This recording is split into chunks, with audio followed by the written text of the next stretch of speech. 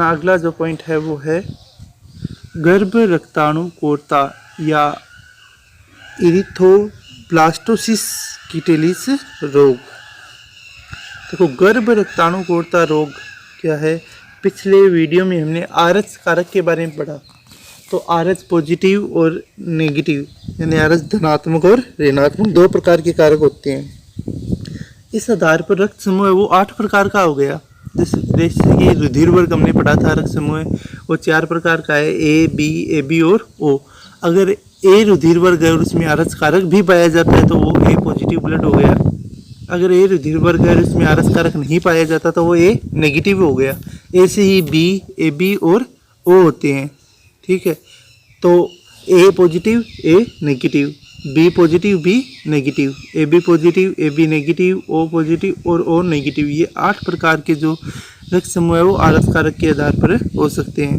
अब गर्भ रक्ताणु कोरता रोग क्या है, देखो यदि गर्भवती माता का रक्त आरएच ऋणात्मक हो तथा उसके शिशु का रक्त आरएच धनात्मक हो तो रुधिर लयनता की क्रिया के फलस्वरूप माता के शरीर में प्रतिरक्षी उत्पन्न हो जाती है।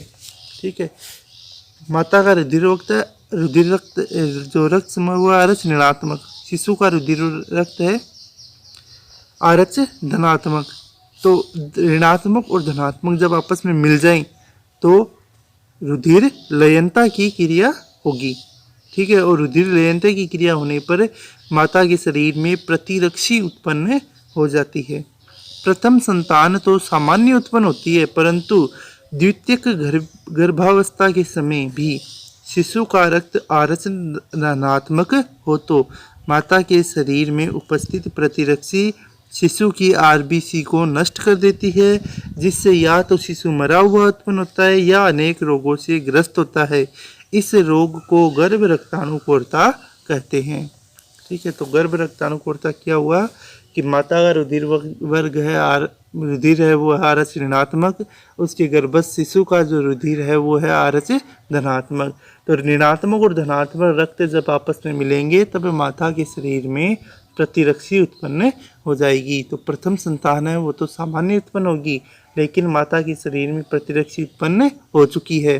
जब द्वितीय गर्भावस्था आएगी तो पहले से प्रतिरक्षी जो माता के शरीर में उपस्थित है वो शिशु के द्वितीय गर्भावस्था के समय शिशु के जो आरबीसी है उसको नष्ट कर देगी। आरबीसी को नष्ट करने के कारण जो शिशु या तो मरा हुआ होगा या फिर जब जन्मेगा तो अनेक रोगों से ग्रस्त होता है। इस रोग को गर्भ रक्ताणु कोरता रोग कहा जाता है। इस रोग से ग्रसित शिशु को रिसस शिशु कहते हैं। इस रोग से ग्रसित शिशु को रिसस शिशु कहते हैं।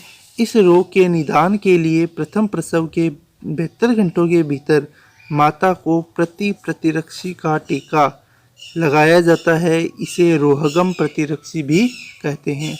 तो जब अगर गर्भ रक्ताणु कोरता रोग है किसी को भी तो उस समय क्या किया जाता है, प्रथम प्रसव के 72 घंटे के भीतर माता को प्रतिरक्षी का टीका या फिर इसे रोहगम प्रतिरक्षी भी कहा जाता है, इसका टीका लगाना चाहिए। ठीक है, जिससे माता के शरीर में उत्पन्न प्रतिरक्षी है वो नष्ट हो जाए। अगला पॉइंट है अपना रुधिर का थक्का बनना या रुधिर स्कंदन। देखो रुधिर वाहिनियों से बाहर आते ही रुधिर एक जेलनुमा संरचना में परिवर्तित हो जाता है जिसे थक्का कहते हैं। ठीक है, जैसे किसी भी अगर हमारे शरीर में कहीं पर भी चोट लग जाती है तो चोट लगने के कारण रुधिर है वो बहना शुरू हो जाता है। जैसे ही रुधिर बहना शुरू होता है तो वे वहाँ पर एक जेलनुमा या जाल जैसी संरचना बन जाती है जिसे हम थक्का कहते हैं। थक्का बनने की क्रिया को रुधिर स्कंदन कहते हैं और रुधिर का थक्का बनने की जो क्रिया है इस क्रिया को रुधिर स्कंदन कहा जाता है। रुधिर का थक्का बनना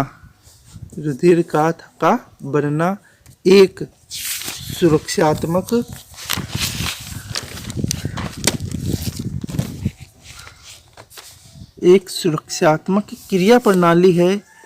यह घाव से रोगाणुओं को शरीर में प्रवेश नहीं करने देता है। ठीक है, रुधिर का थक्का बनना है वो एक सुरक्षात्मक प्रणाली है। सुरक्षात्मक प्रणाली कैसे है कि जैसे ही रुधिर का थक्का बनता है तो थक्का बनने से जो चोट है, घाव है, जहाँ पर थक्का बना है वहाँ पर वो कवर हो जाएगा, घाव है वो बंद हो जाएगा, उससे कोई भी जो रोगाणु है वो शरीर में प्रवेश नहीं कर पाएंगे। घाव से रोगाणुओं के शरीर के प्रवेश स्थान पर रुधिर जाल बना लेता है। ठीक है, स्कंदन को प्रेरित करने वाले कारकों को प्रेरक स्कंदन कहते हैं कि वे कारक जो रुधिर स्कंदन की क्रिया को प्रेरित करते हैं, उन प्रेरित करने वाले कारकों को प्रेरक स्कंदन कहा जाता है तथा इसे रोकने वाले कारकों को प्रतिस्कंदन कहते हैं। रुधिर स्कंदन की क्रिया निम्न 3 चरणों में संपन्न होती है। देखो, रुधिर स्कंदन की जो क्रिया है वो 3 चरणों के अंदर पूरी होती है। देखो कौन कौन सी 3 चरण है। पहला चरण है, इसका नाम है प्रोथ्रोम्बिन को सक्रिय करने वाले कारकों का निर्माण। प्रोथ्रोम्बिन को सक्रिय करने वाले कारकों का निर्माण। सबसे पहले प्रोथ्रोम्बिन को सक्रिय करने वाले कारकों का निर्माण होगा, फिर सक्रिय प्रोथ्रोम्बिन में बदलना, फिर जो प्रोथ्रोम्बिन है वो सक्रिय प्रोथ्रोम्बिन में बदलेगा, फिर रुधिर स्कंदन का बनना या रुधिर निर्माण का थक्का है उसके बनने की क्रिया संपन्न होगी। ठीक है, सबसे पहला कारक था प्रोथ्रोम्बिन को सक्रिय करने वाले कारकों का निर्माण। जब शरीर में कहीं चोट लगती है तो प्रोथ्रोम्बिन नामक जब शरीर पर कहीं चोट लगती है तो थ्रोम्बोप्लास्टिन नामक प्रोटीन का निर्माण होता है। थ्रोम्बोप्लास्टिन स्कंदन कारक 7 व स्कंदन कारक 10 को सक्रिय कर देता है। जो प्रोथ्रोम्बिन है, जो थ्रोम्बोप्लास्टिन है, वो स्कंदन कारक 7 और स्कंदन कारक 10 को सक्रिय कर देगा। ये कारक मिलकर प्रोथ्रोम्बिन सक्रियक का निर्माण करते हैं। जिस कारक मिलकर किसका निर्माण करेंगे? प्रोथ्रोम्बिन सक्रियक का निर्माण करेंगे। ठीक है, तो क्रिया किस प्रकार से हुई वो समझो सभी। जिसे शरीर पर कहीं भी चोट लगी, इसका मतलब हुआ उत्तक क्षति। शरीर पर कहीं चोट लगी तो क्या हुआ? उत्तक क्षति। उत्तक है वो क्षतिग्रस्त हो गए। ठीक है, उत्तक जब क्षतिग्रस्त हो गए तो उत्तक के क्षतिग्रस्त होने पर, देखो यहाँ पर लिखा है, शरीर पर जब कहीं चोट लगती है तो थ्रोम्बोप्लास्टिन नामक प्रोटीन का निर्माण होता है। तो क्षति हुई, चोट लगने पर थ्रोम्बोप्लास्टिन है ये बन जाएगा। क्या बन जाएगा? थ्रोम्बोप्लास्टिन।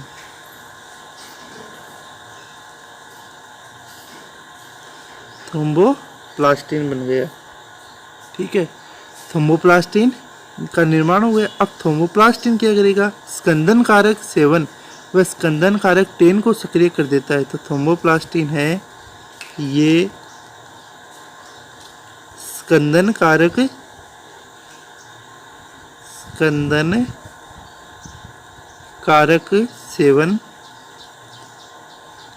और स्कंदन कारक 10 को क्या कर देगा? सक्रिय कर देगा। अब ये दोनों कारक आपस में मिलकर प्रोथ्रोम्बिन सक्रिय का निर्माण करते हैं। तो ये दोनों कारक आपस में मिलेंगे और प्रोथ्रोम्बिन सक्रियक है वो उसका निर्माण करेंगे। प्रोथ्रोम्बिन सक्रियक, तो प्रोथ्रोम्बिन सक्रियक का निर्माण इस प्रकार होता है। ये तो पहला पॉइंट हो गया, प्रोथ्रोम्बिन सक्रियक को सक्रिय करने वाले कारकों का निर्माण कैसे होगा? चोट लगेगी तो थ्रोम्बोप्लास्टिन बनेगा, और थ्रोम्बोप्लास्टिन है वो स्कंदन कारकों को सक्रिय करेगा। अब अगला पॉइंट है दूसरा थक्का बनने की क्रिया में, वो है सक्रिय प्रोथ्रोम्बिन में बदलना। प्रोथ्रोम्बिन सक्रियक है वो कैल्शियम के साथ मिलकर प्रोथ्रोम्बिन निष्क्रिय को प्रोथ्रोम्बिन सक्रिय में बदलता है। ठीक है, तो इसके साथ जो यहाँ तक पढ़ा था हमने ये पहला चरण। अब इसके साथ क्या मिलेगा? Calcium ion. इसके साथ क्या मिलेगा? Calcium ion. जब इसके साथ कैल्शियम आयन मिलेगा तो ये जो प्रोथ्रोम्बिन है, प्रोथ्रोम्बिन, ये जो निष्क्रिय प्रोथ्रोम्बिन है ये है निष्क्रिय। तो निष्क्रिय प्रोथ्रोम्बिन है वो सक्रिय प्रोथ्रोम्बिन में बदल जाएगा। निष्क्रिय प्रोथ्रोम्बिन सक्रिय प्रोथ्रोम्बिन में बदल जाएगा। ये है सक्रिय। निष्क्रिय प्रोथ्रोम्बिन सक्रिय प्रोथ्रोम्बिन में बदल जाएगा। तो ये यहाँ पर हो गया दूसरा चरण, सक्रिय प्रोथ्रोम्बिन में बदलना। अब तीसरा चरण है थक्का बनना। तीसरे चरण को देखो, समझो सभी। तीसरा चरण किस प्रकार कंप्लीट होता है?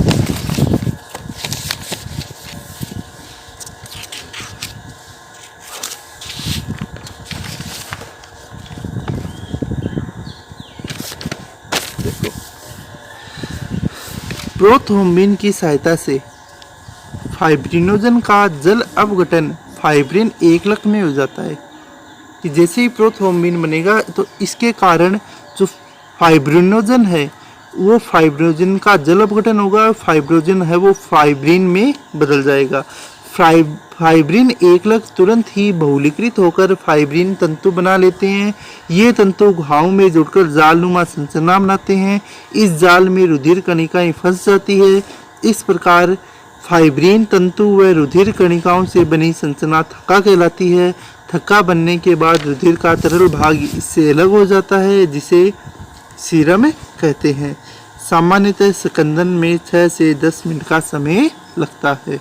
तो ये स्कंदन बनने की क्रिया हो गई पूरी कंप्लीट। अब हुआ कैसे देखो, यहाँ तक हम पढ़ चुके हैं इस क्रिया तक। इसके बाद में कौन सी क्रिया होनी है? जो प्रोथ्रोम्बिन सक्रिय है, प्रोथ्रोम्बिन सक्रिय बन गया। अब प्रोथ्रोम्बिन सक्रिय है, ये क्या करेगा? ये करेगा जो फाइब्रिनोजन है, तो इसके आगे है ना, यहाँ से लिखना है फाइब्रिनोजन।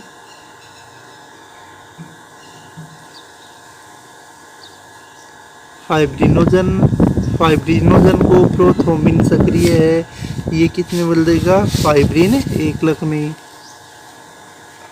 फाइब्रिन एकलक में ये बदल गया फाइब्रिन एकलक में। ठीक है। फिर फाइब्रिन एकलक है, ये आपस में बहुत सारे फाइब्रिन एकलक आपस में जुड़कर फाइब्रिन तंतु का निर्माण करेंगे। तो इसके बाद में क्या होगा? फाइब्रिन एकलक आपस में जुड़कर फाइब्रिन तंतु का निर्माण करेंगे। फाइब्रिन तंतु है वो रुधिर कणिकाओं के साथ मिलकर थक्के का निर्माण करेगी। तो फाइब्रिन तंतु प्लस रुधिर कणिकाएं ये बना लेगी रुधिर का थक्का। तो ये रुधिर का थक्का बनने की जो क्रिया है वो इस प्रकार संपन्न होती है।